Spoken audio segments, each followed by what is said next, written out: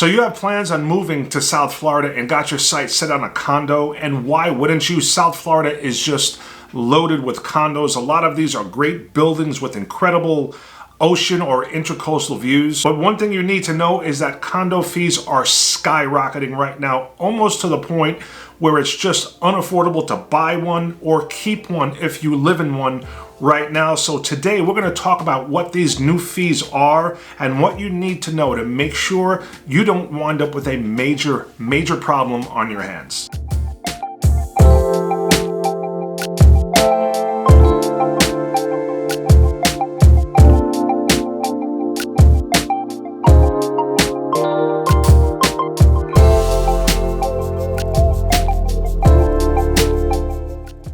Hey guys, what's going on? It's Robert. Welcome back to my channel, which is all about real estate and living right here in South Florida. And if that interests you, don't forget to subscribe to the channel, tap the notification so you don't miss any videos that I put out, and give me a thumbs up. I would really appreciate that. It helps with the channel. And also, I'm a licensed real estate agent and would love to be your real estate resource. So reach out anytime if you have any questions. So today we're talking about condos and specifically condo fees, which are going up. Now, we should probably start with what happened last year.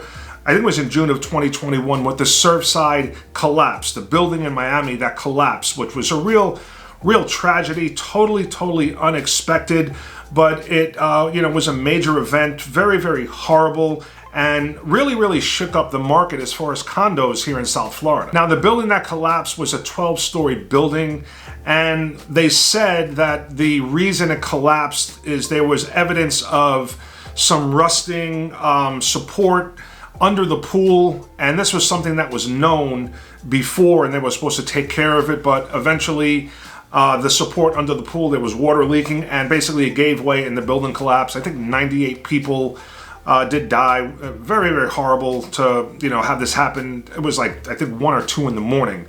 But ever since that point, Florida, the governor, and the people in charge, the engineers and the residents were looking for some sort of a solution just to make sure this never ever happens again. So if you're looking to buy a property, just like anybody else, the first thing you think of is price. Now, in the case of condos, if you're looking to buy a condo, the second thing other than price, everybody asks is, what is my monthly condo fee or maintenance payment? And most people, if not all, want their payment to be as low as possible. Now, what would contribute to a maintenance payment being higher or lower? So the main reasons would be if it's a luxury type building. So any building that's luxury that has a lot of amenities, pool, say a gym, it could be basketball courts, tennis courts, it could be a concierge type building with valet parking and a doorman. Anything like that is going to make your maintenance higher.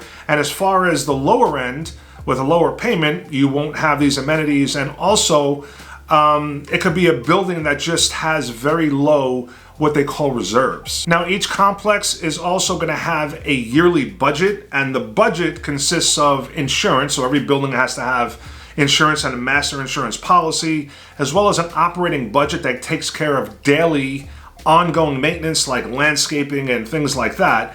But there's also a portion of the budget that has to do with deferred maintenance and capital expenditures, and those are really like big ticket items that need to be replaced, but not right away. Like, say, a roof that's projected to be replaced in, say, 10 years, or a parking lot has to be repaved, or exterior painting. All of those is part of the budget, and as a unit owner, you will vote or have the opportunity to vote on what you want included in the budget, or how much you want your reserves and how much you want to put in.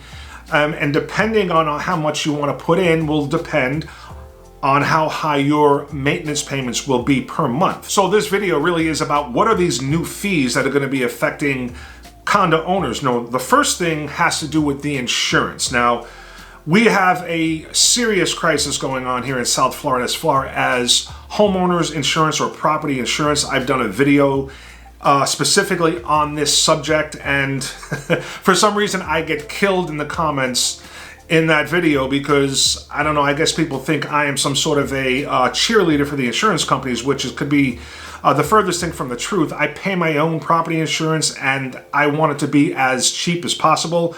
But for whatever reason, a lot, if not all, the insurance companies here that operate in the state of Florida are picking up and leaving.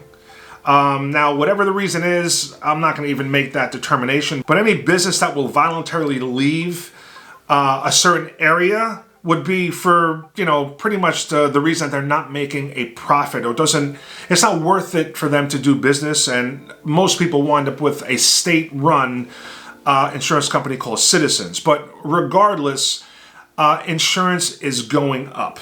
It's just more, it's more expensive to insure any type of property. And especially after what happened in Miami and Surfside with the collapse, insurance premiums are going up in condos. So the master insurance is going to be higher. So if it's going to be higher for the building to get a policy, they're going to pass that charge on to the unit owners. So I know some people that have condos whose master insurance policies have gone up.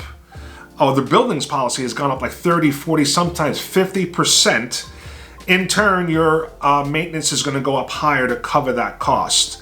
The other main reason for people's fees going up as far as condos is legislation that was just passed because of the collapse at Surfside in Miami last June. So the real problem or dilemma when it comes to budgets and condo fees in a lot of these complexes is that they are voted on by the unit owners, and unfortunately a lot of the unit owners, they vote on keeping their payments as low as possible. Now, you might wonder, why would someone do that? Well, obviously to save money. So the thinking is, if you were a unit owner and you planned on moving, you had concrete plans in 5 years, you would be out of South Florida and be selling their unit, and they were talking about a $1 million cost to eventually replace the roof 10 years from now, and they wanted to start collecting an assessment towards that, you would probably vote no, because you would not be there, so why would you want to pay for it?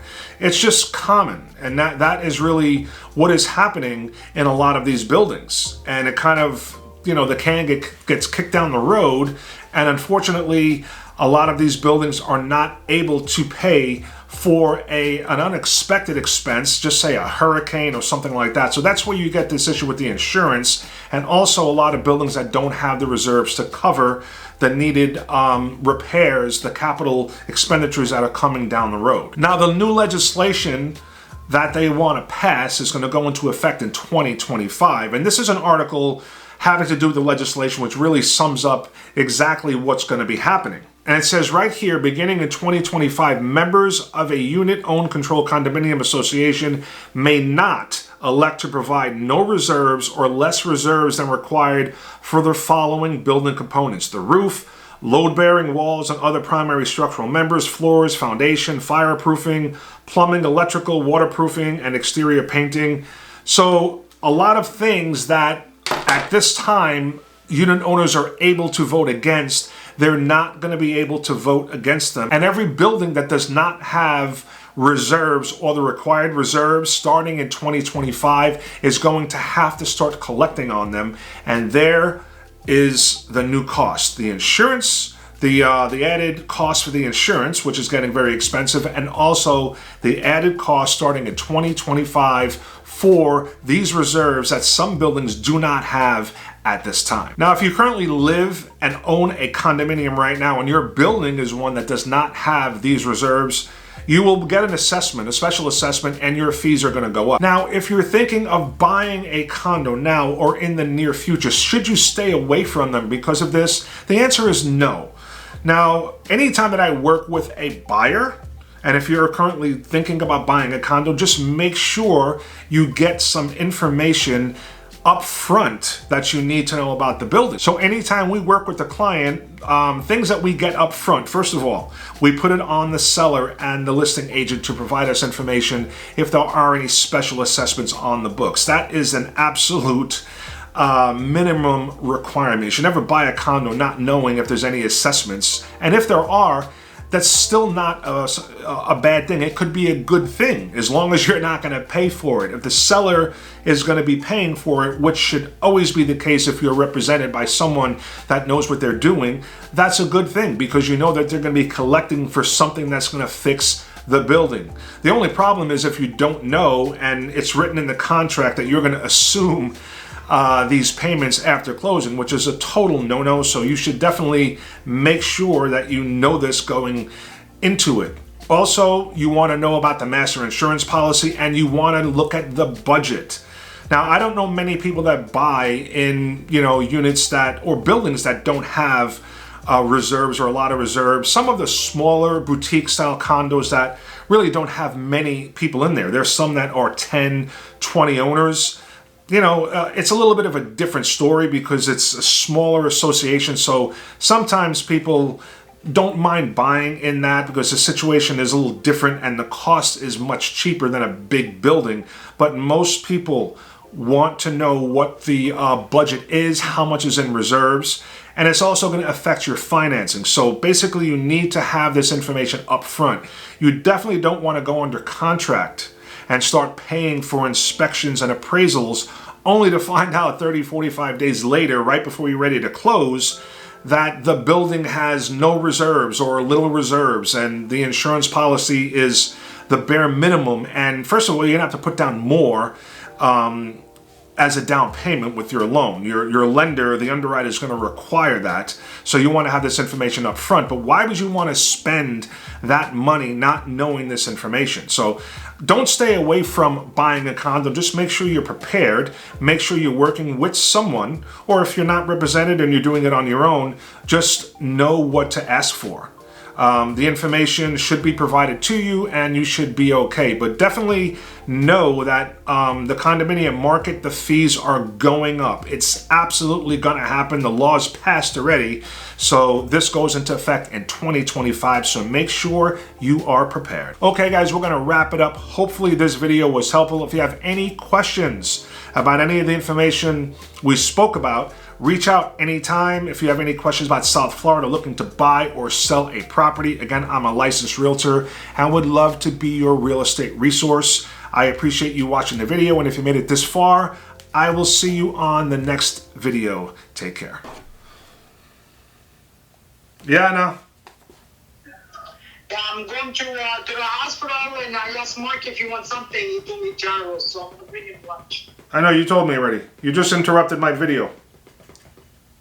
I'm sorry. No, I'm joking. I just finished. I just finished. I'm gonna put this. No, I'm gonna watch. I'm gonna put this on as a blooper that being interrupted by my wife in the video. I'm sure. I'm serious. All right. I love you. Bye. Let me finish. I love you too. Bye. Bye. Bye. Bye. Bye. Hello? Yeah, I'm leaving. Bye. I'm not working. Oh my goodness. I'm not working tomorrow. Okay, good. I'm doing a video. Okay, bye. Bye. Oh my God. You're on YouTube now.